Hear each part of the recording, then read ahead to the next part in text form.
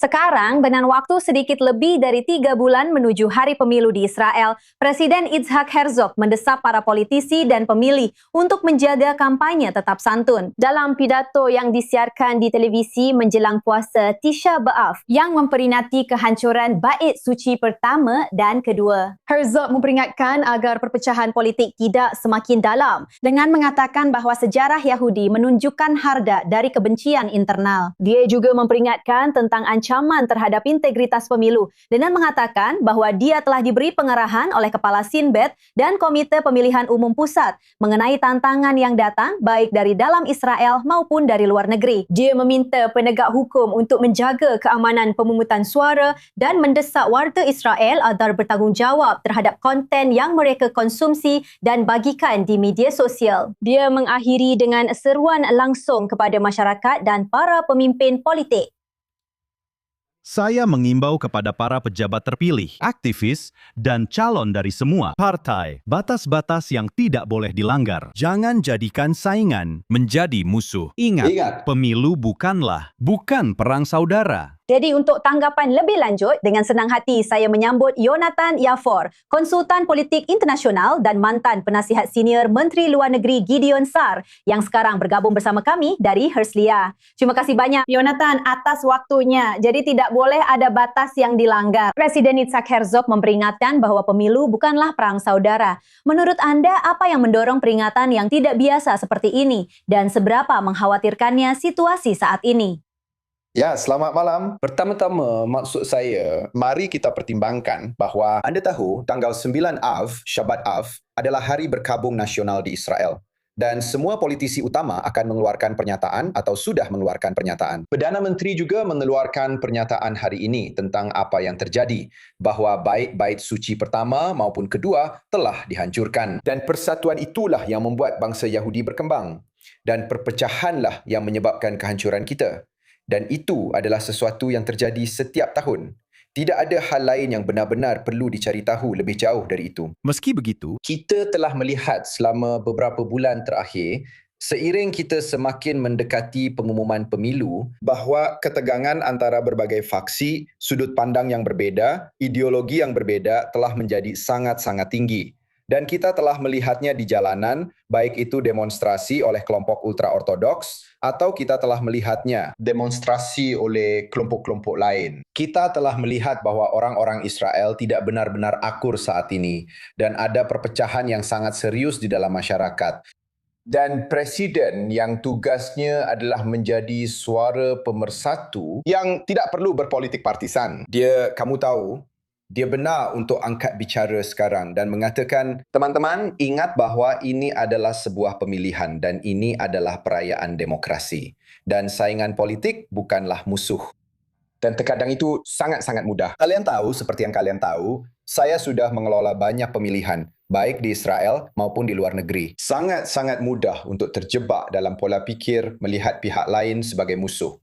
Tapi kamu harus ingat bahawa pada akhirnya, mereka hanya punya sudut pandang yang berbeza, berharap bahawa mereka menginginkan hal yang sama denganmu, yaitu membantu orang-orang. Hanya saja pandangan mereka berbeza denganmu. Jadi itu garis besarnya. Satu hal yang ingin saya katakan adalah kita harus mempertimbangkan pemilu di Israel ini.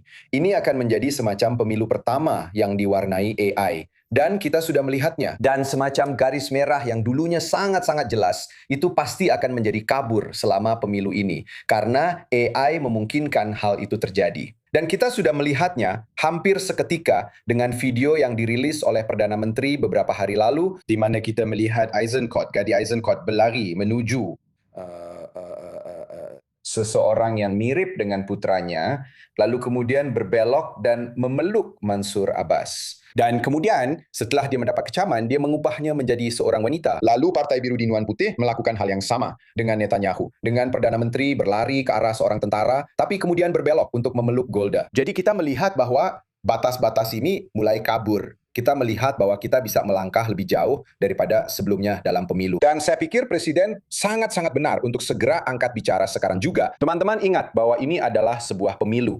Ingat bahwa apa yang terjadi di masa-masa tergelap kita adalah karena pertikaian internal. Dan ingat bahwa setelah ini, kita tetap satu bangsa dan kita tetap menginginkan kebaikan untuk Israel. Konten yang dihasilkan AI yang kamu bicarakan dalam bentuk iklan kampanye, beberapa di antaranya sangat meragukan, sangat buruk dan sangat mengganggu.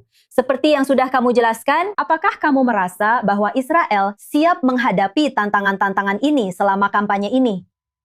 Ya, pada akhirnya, mengingat tidak ada yang benar-benar pernah melakukannya sebelumnya, memang Israel sangat maju dalam teknologi ketika berbicara soal kampanye, dalam menggunakan teknologi, dalam memanfaatkan apa yang tersedia bagi kita. Jadi ini benar-benar akan menjadi pemilu pertama di mana AI digunakan begitu masif. Dan kita melihat betapa banyak materi yang berhasil diproduksi oleh berbagai partai hanya dalam seminggu terakhir sejak pemilu diumumkan dan ditetapkan. Betapa banyak materi yang bermunculan. Sekarang sudah ada seruan di berbagai negara untuk membuat undang-undang tentang penggunaan AI dalam pemilu. Untuk anda tahu, dengan cara yang sama seperti di Amerika, jika itu adalah pesan resmi, politisi atau kandidat harus mengatakan, saya menyetujui pesan ini. Lalu menginginkan hal yang sama untuk AI, di mana akan ada logo atau sesuatu di akhir. Anda tahu, mirip seperti yang mereka lakukan pada CD di masa lalu, seolah-olah mengatakan, video ini telah dibuat oleh AI. Jadi, ini benar-benar pertanyaan yang sangat sulit untuk dijawab. Pada akhirnya, pertanyaannya adalah, apakah masyarakat akan bisa membedakan antara apa yang nyata dan apa yang tidak? Setiap pidato yang diberikan oleh seorang politisi nantinya akan dipertanyakan, apakah itu pidato sungguhan? Apakah emosinya nyata? Atau dia hanya berakting saja? Apakah AI yang menulisnya? Benarkah AI yang menulisnya? Apakah orang ini yang menulisnya? Dan pada akhirnya, akankah spektakel AI menggeser substansi kebijakan yang sesungguhnya? Dan itu akan menjadi pertanyaan terbesar. Dan itu akan menjadi sesuatu yang benar-benar harus diperhatikan oleh publik. Dan ingat bahwa, kamu tahu,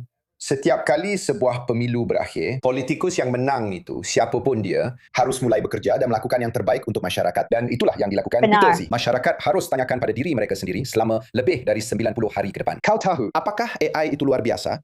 Sangat mungkin. Tapi apakah itu benar-benar berujung pada kebijakan nyata? Ya, Presiden sendiri mengatakan bahwa kita harus berhati-hati dengan konten media sosial yang dikonsumsi dan dibagikan orang-orang. Diskusi yang sangat menarik. Terima kasih banyak, Jonathan Javo. Saya dari Terima Hitsvia. kasih.